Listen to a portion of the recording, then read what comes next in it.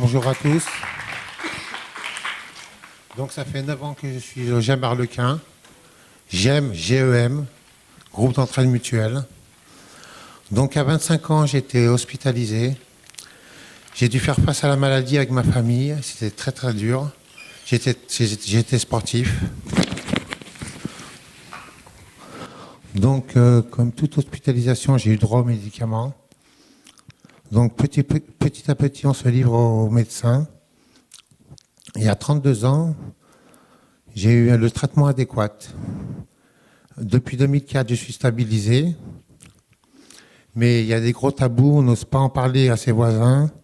On n'en parle pas à l'extérieur, donc c'est très difficile. Donc depuis 2005, je suis au GEM.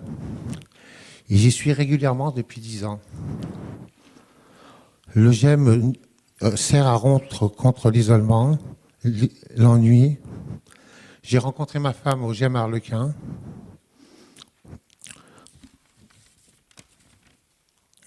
Donc je suis tombé en crise l'année passée.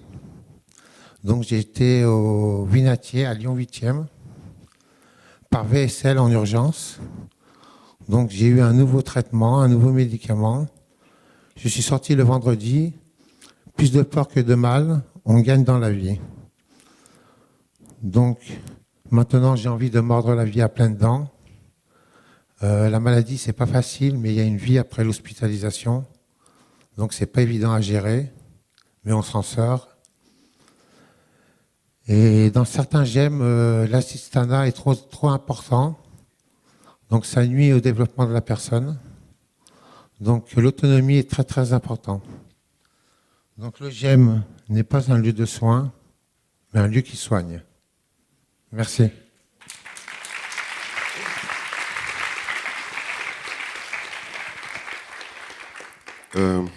Alors je salue le courage de Philippe, c'est son premier colloque. C'est pas évident. Nous remplaçons Stéphane Massé, qui est notre président, qui n'a pas pu être là aujourd'hui, parce que malheureusement, en fait, il a connu une année 2017-2018 très difficile. Il allait mieux, mais comme les plaquettes étaient déjà envoyées, en fait, il nous a fait un... Stéphane Massé a voulu, en fait, dans la même continuité de tout ce que les adhérents font dans leur intervention, ils veulent en fait un atelier prise de parole, pour que ce soit beaucoup plus facile. On ne s'en rend pas compte, mais pour nous-mêmes, en tant que salariés, c'est pas évident de prendre la parole devant vous tous, devant les gens en général. Alors pour les adhérents, citoyens concernés par les problématiques de santé mentale, c'est très difficile. Depuis tout à l'heure, on parle donc de stigmatisation et d'auto-stigmatisation. Je pense que c'est double peine pour les personnes citoyennes concernées par les problématiques de santé mentale, parce que non seulement au quotidien elles font face à la maladie, et en plus elles doivent faire le preuve tout le temps. Et ça, je trouve ça horrible. Quand on est professionnel, en fait, quand on travaille dans le social ou dans le médico-social, on est payé pour être au service des usagers. Moi, il y a une chose que je n'ai jamais compris, alors peut-être qu'il y a des personnes ici, ce sera le sujet peut-être des questions. Pourquoi on demande systématiquement à la participation tout le temps, tout le temps, tout le temps, tout le temps. Nous, il y a 3 ans, en fait, on s'est rendu compte qu'au GEM Arlequin, moi j'y travaille depuis 5 ans, j'ai eu la chance de connaître plus de 500 personnes d'origines diverses et variées. On est dans le 8e arrondissement, c'est un quartier très populaire. Ce qui est difficile à comprendre, c'est qu'on demande toujours... Au tout début, quand je suis arrivé au GEM, en fait, on reçoit en moyenne 50-60 mails par jour, et on doit répondre aux sollicitations. Colloque par-ci, colloque par-là. Bon, l'UNAFAM, on va dire, on est collègues. Il faut vraiment qu'on le reste, en fait. Les GEM et l'UNAFAM, il faut vraiment qu'on travaille en équipe, parce que il y a une grosse partie dans le GEM Arlequin, par exemple, il y a énormément de personnes qui n'ont plus de famille. Et pour eux, en fait, c'est le groupe que représente le GEM qui représente leur famille. Et je pense que pour défendre les droits des usagers, on parlait tout à l'heure des droits fondamentaux, il faut vraiment faire alliance tout le temps, coûte que coûte. Alors il y a des détails sur lesquels on ne sera jamais d'accord, mais bon, ça ne reste que des détails. Le plus important en fait, en tout cas pour nous au niveau d'Arlequin, c'est que les personnes ont enfin la liberté d'être eux-mêmes. Alors je voudrais reprendre un peu sur ton intervention Philippe, parce qu'il nous a fait un raccourci monumental. Moi qui n'ai pas l'esprit de synthèse, alors là je te félicite, c'est monumental. Tu sais, par rapport à l'hospitalisation de l'année dernière, en fait, moi, je mets un point d'honneur, en fait, à la relation de confiance dans le GEM. Quand je suis arrivé au GEM, en fait, ce sont les adhérents qui ont fait ma fiche de poste. Il y avait déjà le parrain qui avait travaillé bien en amont depuis 13 ans, en fait, sur l'autonomisation, mais pas à n'importe quel prix. Et je ne sais pas si tu te souviens, quand je suis arrivé, c'était en 2013, il y avait un grand colloque en fait, qui était organisé par le GEM Arlequin, et le parrain m'avait dit, quand j'ai signé mon contrat dans votre bureau, tu n'étais pas là. Parce que Philippe, tous les adhérents, enfin les animateurs du GEM Arlequin sont les adhérents eux-mêmes. Philippe ne fait pas partie du bureau, et les gens du bureau qui sont accros à la comptabilité, à l'administration, au parrainage, enfin voilà, n'ont pas voulu venir aujourd'hui. Et c'est Philippe en fait qui intervient justement dans tous les services hospitaliers autour de Lyon pour favoriser la relation de confiance et dire aussi aux usagers, aux patients qu'il n'y a pas de fatalité. Il y a toujours un après l'hospitalisation. Et ça, c'est important aussi de le dire aux gens. On a beaucoup parlé des médiateurs de santé pair, en fait. On les voit apparaître de plus en plus. D'ailleurs, on a eu la visite tous les vendredis après-midi pour pallier justement aux sollicitations des partenaires. Maintenant, les vendredis après-midi, on fait déplacer les professionnels, on fait venir au GEM Arlequin. Et ça change tout. Tout à l'heure, on parlait du comportement en fait des adhérents. Moi, ce qui m'a déstabilisé les premières fois quand on a fait venir les gens, il y a deux choses que j'ai retenues. C'est que en fait, les adhérents sont dans le GEM, les professionnels arrivent, et au début, les adhérents changeaient de position, n'étaient plus eux-mêmes dans le GEM. Moins d'humour, figés, silencieux, enfin voilà. Alors moi j'étais là, je dis mais qu'est-ce qu'il faut faire? Du coup, on a essayé d'adapter au mieux, et au fil de l'après-midi, en fait, les personnes commencent à se détendre. Et dans les représentations des professionnels, on a notamment un infirmier qui était venu il n'y a pas longtemps, il y a 6 mois, qui avait connu notre président, Stéphane Massé, il y a une quinzaine d'années, dans un service. Stéphane, malheureusement, était bien abîmé. Parce que ici, en fait, vous pouvez vraiment être fiers de vous, parce que vous êtes là derrière vos enfants, vous êtes derrière vos proches, mais il y a toute une catégorie de personnes en France, en fait, qui a personne. Quand on parle d'isolement, en fait, c'est pas de... Là, on n'est même pas dans l'autostigmatisation. C'est des personnes, en fait, qui ont... On ne sait pas comment, ils ont réussi à avoir une scolarité, voilà, un appartement, un boulot et tout, et là, un jour, il y a un accident de la vie. Et là, on les ramasse à la petite cuillère. Il n'y a personne derrière eux, en fait. Et là, on met vraiment un point d'honneur, en fait, à ce que le groupe soit fort. Moi, j'ai eu la chance de travailler en groupal, en fait, sur les théories de Carl Rogers. Et je suis persuadé d'une chose, c'est que dans les groupes d'entraide mutuelle, en fait, la force des GEM, c'est le groupe. C'est le groupe qui tire toujours vers le haut, en fait. C'est le groupe qui essaye, coûte que coûte, d'essayer d'apporter une réponse à chaque problématique. C'est impressionnant. Vous parliez d'humour. Bon, tu parlais d'humour, parce qu'on a fait connaissance ce midi, on a mangé ensemble, dans le carré VIP. D'ailleurs, je vais repartir malheureusement avec une thèse. Encore une thèse sur les GEM. Alors, les adhérents vont pas être trop contents. Mais bon, les rencontres partenaires. Donc je reviens sur les rencontres partenaires. C'est essentiel dans notre GEM parce qu'on se rend compte quand les professionnels repartent, à chaque fois quand les adhérents les raccompagnent, ils les remercient. Ça leur donne une grosse bouffée d'oxygène. C'est incroyable. Mais en partant d'une direction hospitalière jusqu'à les infirmiers, jusqu'à des travailleurs sociaux et tout, je sens comme une espèce de soulagement.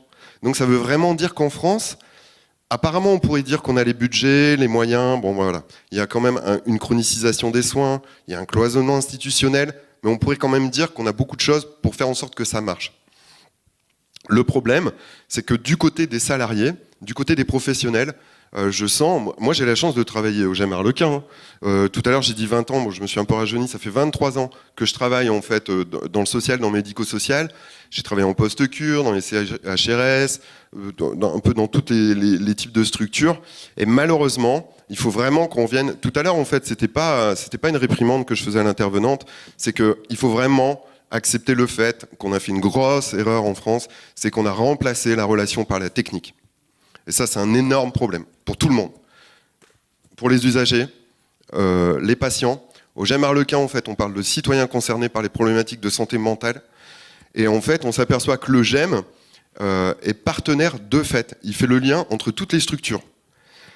Et c'est incroyable. D'où l'intérêt, en fait, d'accompagner tous les adhérents à monter en compétences. Nous, on laisse le libre. J'ai failli me fâcher avec une collègue il n'y a pas longtemps, parce qu'elle m'avait dit, mais Tony, en fait, les adhérents d'Arlequin, c'est pas partout pareil. Moi, chez moi, par exemple, dans mon GEM, déjà, chez moi. Moi, je suis désolé, Arlequin, c'est pas chez moi. c'est la grande maison, on va parler tout à l'heure des nouveaux accueils et tout. Ça n'appartient à personne, ça n'appartient qu'aux adhérents. On m'a dit, mes adhérents ne se sentent pas concernés. Quand le GEM Arlequin s'est monté il y a 13 ans, en fait, évidemment, personne n'était concerné. Les gens, qu'est-ce qu'ils veulent ? Les gens voulaient seulement un espace de répit pour enfin avoir un espace pour être soi-même. Alors, je vais peut-être vous fâcher, mais tout à l'heure, je parlais de l'attitude des professionnels, enfin des adhérents qui changeaient face aux professionnels. C'est pareil avec les familles, malheureusement. J'aimerais bien que ça change. Pareil avec les professionnels. Mais je pense qu'il va falloir revenir petit à petit dans le terrain, refondre. On est bien parti. En tout cas, moi, depuis 5 ans, je vois que des petits miracles tous les jours. C'est marrant d'ailleurs, en fait, depuis qu'on est invité, qu'on a été sollicité pour le colloque de l'UNAFAM, on a de plus en plus, moi j'oriente directement sur l'UNAFAM, et je pense que l'UNAFAM, c'est un outil dont les parents ne se saisissent pas encore suffisamment. Moi, les gens m'appellent Arlequin ou appellent les adhérents, et c'est toujours les mêmes problématiques. Voilà, mon fils, ma fille, mon proche, enfin voilà. Moi, personnellement, en fait, j'ai connu une perte d'un être très cher. Comment je fais ?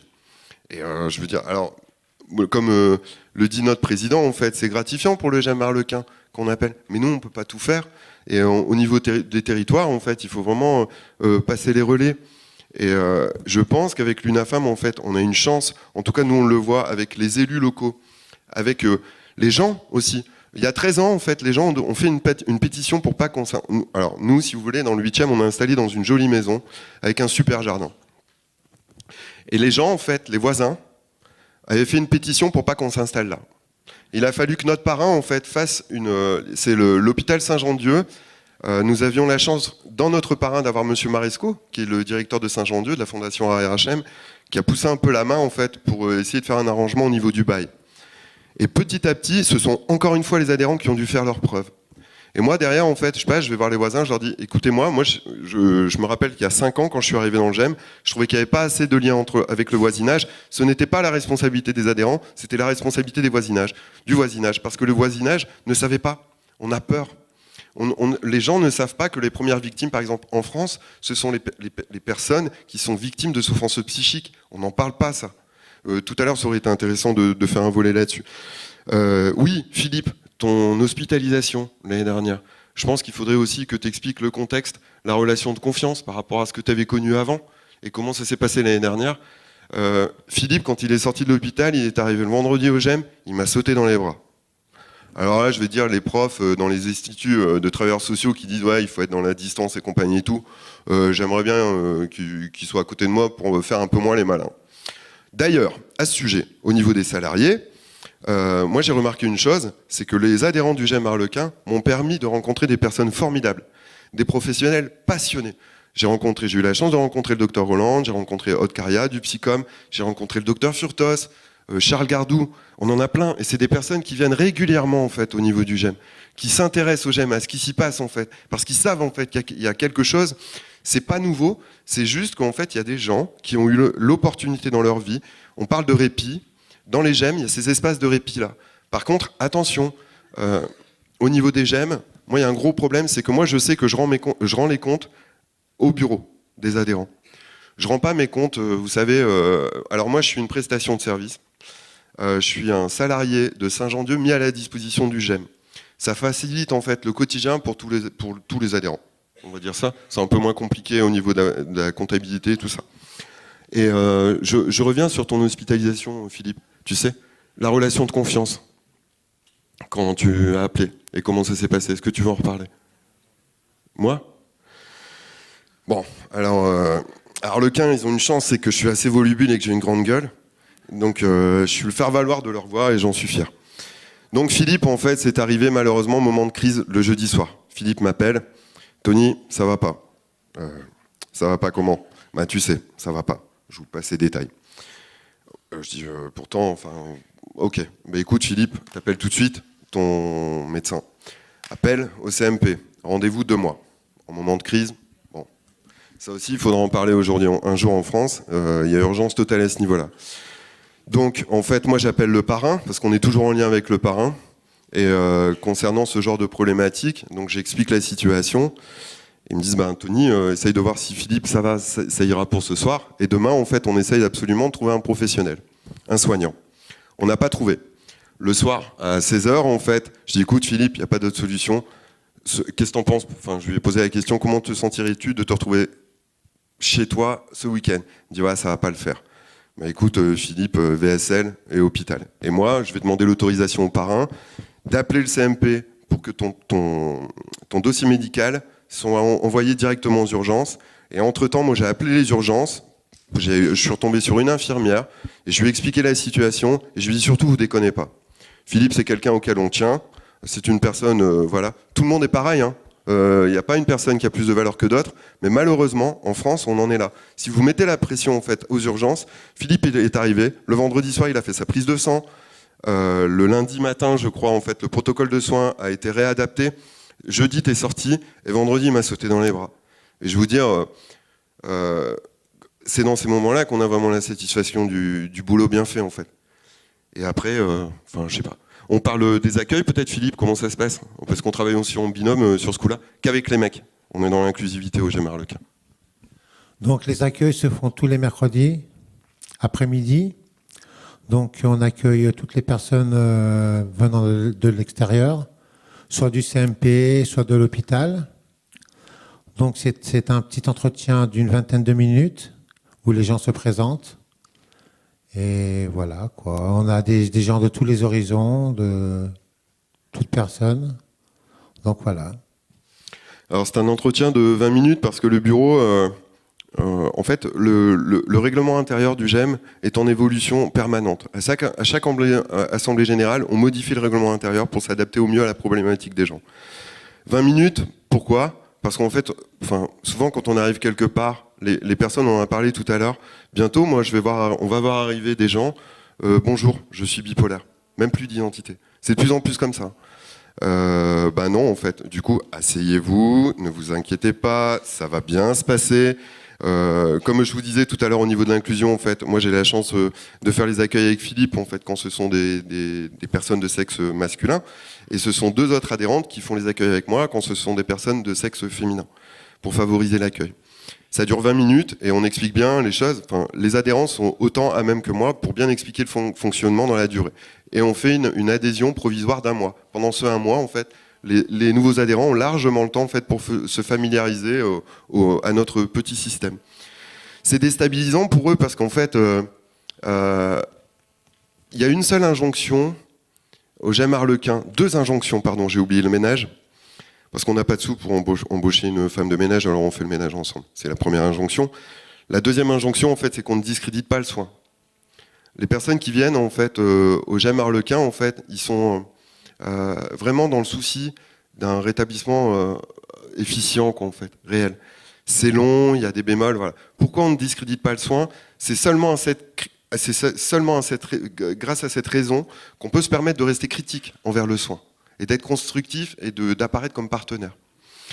On peut parler du réseau. Après, Philippe, tu parleras du quotidien du GEM en tant qu'animateur. Au niveau du réseau, en fait, on a la chance de participer au CLSM du 8e Conseil local de santé mentale. Je pense que vous connaissez un peu tous. Vous me dites, hein, levez la main s'il y a des sigles. Vous savez, en santé mentale, les sigles, il y en a à foison. C'est un peu compliqué parfois. CLSM, super important. Nous, on a eu la chance d'avoir un chef de pôle qui a travaillé avec notre président et d'autres adhérents de GEM pour travailler sur le secret partagé. La notion de secret partagé. Pour pouvoir imposer aux bailleurs sociaux, aux élus et à toutes les personnes qui étaient représentées dans le conseil local, de montrer qu'il n'y a peut-être pas de professionnalisme, parce que vous le savez en fait, aujourd'hui quand un patient ou un citoyen concerné par les problématiques de santé mentale, quand il veut siéger au conseil local de santé mentale, la porte lui est trop souvent fermée. Et ça, c'est pas normal.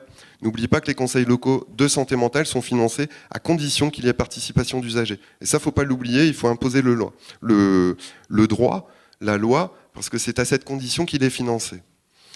Alors ce qui est important, en fait, c'est que Stéphane a travaillé avec tous les soignants, et puis un jour, ils ont eu une idée, on va faire les petits déjeuners santé. Parce qu'en fait, les adhérents d'Arlequin ont respecté le fait qu'il y a plein de personnes qui sont concernées, mais qui ne désirent pas adhérer à un groupe, qui ne désirent pas adhérer en fait, à un GEM. Et c'est énormément de gens. Enfin, je veux dire, vous avez peut-être mieux que moi les chiffres comptables. Et ça, c'est un problème. Moi, je ne comprends pas pourquoi, souvent on nous parle, hein, tu vois, Philippe, quand on rencontre des personnes qui sont concernées, on leur dit pourquoi vous n'allez pas dans les GEM, enfin, est-ce que vous avez eu des expériences avec les GEM et tout. Et souvent, ils nous tiennent le même discours. Bah, Tony, nous, on veut pas aller dans les GEM parce que dans les GEM, en fait, on nous infantilise. Il y a un regard paternaliste. Alors, je sais pas si Philippe, toi, tu pourrais peut-être en parler de ce regard paternaliste que tu trouves bien souvent tous les jours au GEM Arlequin. Donc, le GEM Arlequin, en fait, on est autonome. On a un camion 9 places, donc on peut se déplacer. Donc, on fait des loisirs, des activités, des sorties, des choses comme ça. Donc, on fait du théâtre aussi. On fait du théâtre forum, en groupe. On a un atelier sport avec des appareils de sport. On fait des sorties cinéma. On fait des sorties balades, donc tous en groupe. On fait des repas. Moi-même, je suis le cuisinier. C'est moi qui fais la cuisine. J'ai fait à manger pour tout le monde. Donc voilà, donc en gros, ce qui se passe au GEM Arlequin. Philippe nous parlait du camion. En fait, les adhérents d'Arlequin sont partis, ont fait 38 séjours autonomes. J'étais pas avec eux, malheureusement. Cette année, j'organisais le séjour, mais je suis pas parti. J'aurais bien voulu partir avec eux parce apparemment, c'était super. Et on parlait de stigmatisation tout à l'heure. En fait, moi, j'ai certains collègues, de trop nombreux collègues et de trop nombreux parrains ne croient pas en ça, en fait. Moi, je veux dire, à Arlequin, c'est clair, les gens qui veulent casser avec leur représentation, avec la stigmatisation, il faut qu'ils viennent à Arlequin. Les adhérents sont toujours partis de manière totalement autonome. Il n'y a jamais eu un accident. Il y a juste un bémol, c'est une adhérente qui était un peu chafouin et qui est revenue par ses propres moyens en train. Voilà. Donc, faut arrêter. Il faut faire confiance aux gens. Par rapport aux clés, c'est pareil. Moi, si vous voulez, l'isolement ne s'arrête pas à 17h30 le vendredi soir quand le salarié a fini sa semaine. Donc nous, on a des trousseaux de clés. Les adhérents qui sont là depuis un certain temps, qui connaissent comment ça fonctionne, ils ont les clés. Je vois pas pourquoi moi, je serais le seul à les avoir. Du coup, ce ne serait pas un GEM. On a été visité là, il n'y a pas longtemps par l'ARS. Alors, c'est marrant parce que dans les représentations, ça marche dans les deux sens. Donc j'ai annoncé, je reçois le mail, bon, telle date, visite de l'ARS. Alors je dis ça au bureau. Oh, ça craint, Tony. Pourquoi ? C'est l'ARS. Même ça, on a cassé avec nos représentations par rapport à l'ARS, en fait. Le problème, il est là aussi, c'est que vous savez très bien que au niveau du travail ensemble, moi, les salariés que je rencontre au niveau de l'ARS, je pense particulièrement à Madame Manoni, en fait, qui travaille au service prévention en Auvergne-Rhône-Alpes. C'est une personne qui a offert l'opportunité de rencontrer les présidents de GEM et de travailler avec eux pour mener des actions de lutte contre la stigmatisation, par exemple. Je veux dire, on peut critiquer l'ARS, mais nous, on s'aperçoit petit à petit, plus on travaille avec eux, et mieux ça se passe. Vous voyez, les représentations, au final, sont partout. Moi, quand j'étais travailleur social, quand je ne travaillais pas encore dans le milieu de la psychiatrie, pas autant confronté aux problématiques de santé mentale, j'avais des gros préjugés sur la psychiatrie, sur les professionnels de la psychiatrie. J'avais des gros préjugés sur l'ARS. Vous savez, quand on est éducateur en CHRS, on n'en parle pas beaucoup, en fait. Mais les gens qui sont à la rue, en fait, on dit que la psychiatrie, c'est un petit peu le dernier sur la liste. Je pense qu'il y a les personnes qui sont en situation d'exclusion à la rue, qui sont quand même bien pires. Et il y a 2 ans, par exemple, les adhérents ont décidé de faire des soupes l'hiver et d'aller les amener en fait là où justement il y avait des gens et des associations qui bougeaient justement pour rendre effective une solidarité. Je me suis un peu perdu, Philippe. Tu me recadres ? Ah oui, il y a une chose aussi qui aurait pu perdre dans le réseau notre président, c'est qu'il y a 3 ans, la coordinatrice du CLSM du 8e a proposé à mon président de participer à un DU santé mentale et communauté. Et moi, Stéphane me l'a annoncé, mais en mode un peu chafouin. Je dis, mais c'est génial, Stéphane. Il me dit, ouais, mais Tony, il y a un mémoire à faire. Je dis, puis moi, je vais rencontrer des médecins psychiatres, je vais rencontrer plein de professionnels, et je vais être le seul usager, concerné. Enfin, je me sens un peu largué. Est-ce que tu crois que tu pourrais venir avec moi ? Donc, je l'ai fait avec lui. Et Stéphane, pendant ces 3 semaines-là du DU, c'était vraiment génial. Par contre, quand il est revenu avec les autres collègues dans le réseau en Auvergne-Rhône-Alpes, il a vu des pratiques, en fait, grâce à ce DU santé mentale et communauté.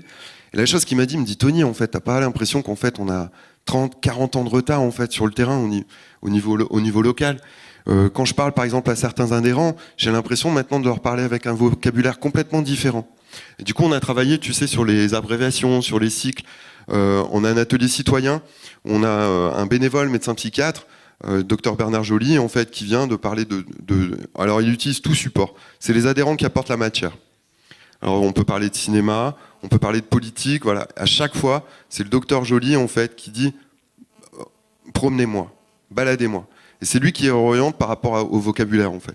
Et on a dépassé.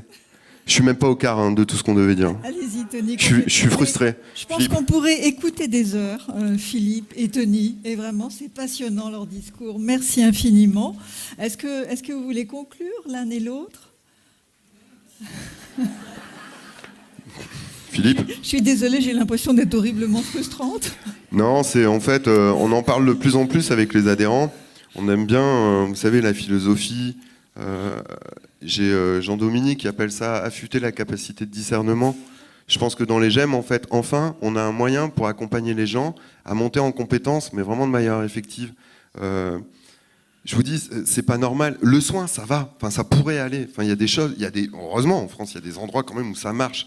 Mais le problème, c'est l'isolement. Moi, il n'y a pas si longtemps que ça, en fait. Juste pour finir. Alors, il y a Nietzsche qui dit il faut connaître le chaos intérieur pour pouvoir un jour accoucher d'une étoile qui danse. Aujourd'hui, ça, je pense que c'était valable pour le XXe siècle. Aujourd'hui, on est 21e siècle. Il est temps qu'on travaille main dans la main, on travaille ensemble, on va chercher les professionnels, on va chercher les rageux. Peut-être aussi au niveau des politiques. Tout à l'heure, on parlait d'horizontalité, transversalité. On va après rencontrer des politiques. En tout cas, bravo à Philippe et Tony. Il y en a 500 derrière Philippe. Merci. Alors, merci infiniment. On a attendu plein de mots super. Solidarité, citoyenneté, courage, humour, espace où être soi-même, faire confiance, casser la stigmatisation. C'était un grand moment de bonheur. On les remercie tous les deux. Et maintenant, si vous voulez, on va laisser une petite place aux questions. Les questions des deux présentations qui vont parler un petit peu des jeunes, c'est-à-dire celle d'Aurélien Troiseux et puis celle de Philippe Geoffrey et Tony Sélène, donc au sujet des GEM et au sujet aussi, bien sûr, plus largement de la stigmatisation. Alors, on a le temps de prendre deux, trois questions.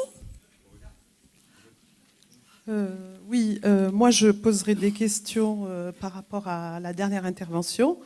Et donc je suis surprise d'apprendre que les GEM, je prends connaissance qu'il existe donc ces structures de GEM. Donc je voulais savoir pourquoi donc on n'informe pas les malades qui sont hospitalisés, qui sont entre les CMP et l'hôpital du jour. Ils s'ennuient, ils sont livrés à eux-mêmes. Avec leur comprimé, l'hôpital du jour leur propose une, voire deux activités par semaine et encore.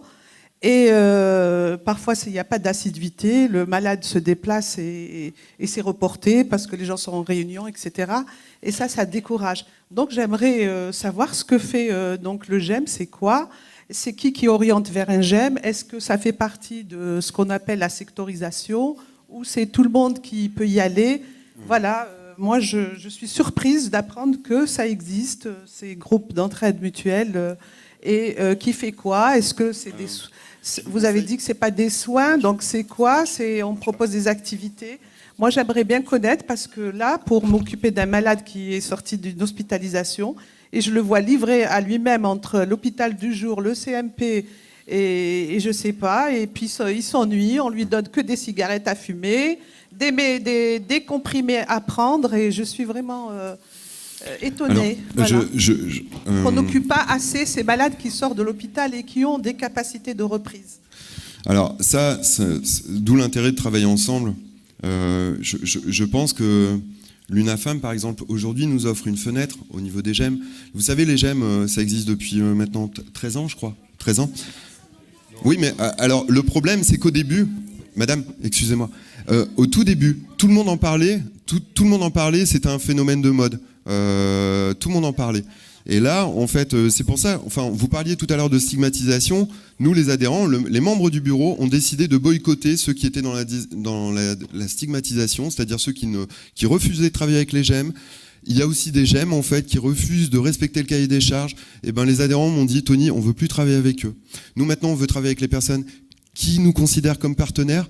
Et ce n'est pas mal. Je ne sais pas où vous travaillez, madame. Je ne sais pas dans quelle région, dans quel département, dans quelle ville vous évoluez. Mais ne pas avoir entendu parler des GEM quand même, c'est terrible quoi. Alors, pardon madame, il me semble qu'on va très vite être en débordement de temps. Donc moi je vous propose, madame, d'aller quand même dans votre département, rencontrer l'UNAFAM de votre département. N'hésitez pas à nous demander l'adresse, le numéro de téléphone, afin qu'il vous explique si il y a ou non des GEM dans votre département, ce que l'on y fait, qu'il vous donne, et voilà, vous aurez les entrées. Voilà. Voilà, mais c'est indépendant de l'hôpital. Voilà, je vous remercie. Juste pour finir de vous répondre, madame. Le problème aussi, c'est que s'il y a des GEM qui ne respectent pas le cahier des charges et qui ne montrent pas leur utilité, eh ben forcément, ils ne seront pas connus par les soignants, par les familles. Parce que moi, je connais aussi, malheureusement, cette année sur Lyon, on a Groupe d'entraide mutuelle, c'est une association. Je vous conseille de regarder le site Psycom partout, madame. Vous regardez GEM, il y a des explications claires partout. Voilà, GEM. Voilà, madame. Donc, si vous venez à Paris, nous vous recevrons avec grand plaisir. Nous parlerons ensemble des GEM. Vous verrez qu'il y en a maintenant plus de 400 en France et il y en a à Paris, bien sûr. Donc, n'hésitez pas. Groupe d'entraide mutuelle. Une deuxième et dernière question, car nous sommes en train de déborder vraiment très gravement. Dernière question. C'était monsieur. Partez pas, les gars. Dernière question. Oui, je vais juste poser une question sur les GEM. Moi, ce que je souhaiterais, c'est que les GEM soient plus connus. Et comme on est dans une société qui se dit inclusive, c'est bien ça, donc les GEM s'ouvrent et que les autres vers d'autres associations dans le milieu ordinaire. Voilà, ça sera intéressant pour ces personnes. Alors, il y a un sujet qui tient vraiment à cœur aux adhérents du GEM à Arlequin, et je pense à tous les adhérents de GEM de France qui réalisent vraiment le cahier des charges. C'est que la temporalité. Vous savez, monsieur, en fait, nous, ça fait 13 ans qu'on existe à Arlequin et on avance vraiment petit à petit. Mais c'est à cette condition que la prise de conscience par rapport aux problématiques de santé mentale, elles sont vraiment prises en compte, en fait. On essaye de rien oublier. C'est compliqué le quotidien d'une personne qui est concernée par des problématiques de santé mentale. Et nous, par exemple, je vous parlerai de l'atelier théâtre Forum. C'est un adhérent. Tous les animateurs du GEM sont des adhérents eux-mêmes, je l'ai dit tout à l'heure. Et on avait un atelier théâtre Forum qu'on a dû arrêter il y a 2 ans, puisque l'adhérent est tombé, malheureusement, a connu une petite rechute. On l'a attendu. On a repris là au mois de septembre. Vous voyez, on avance vraiment petit à petit. Et par contre, moi, je pense que, je suis surpris en tout cas, je sais qu'ici, en tout cas à l'UNAFAM, tout le monde parle des GEM. Donc là, je comprends pas. Merci infiniment, Tony. Je crois qu'on pourrait l'écouter encore pendant des heures. Il a énormément de choses à nous apprendre.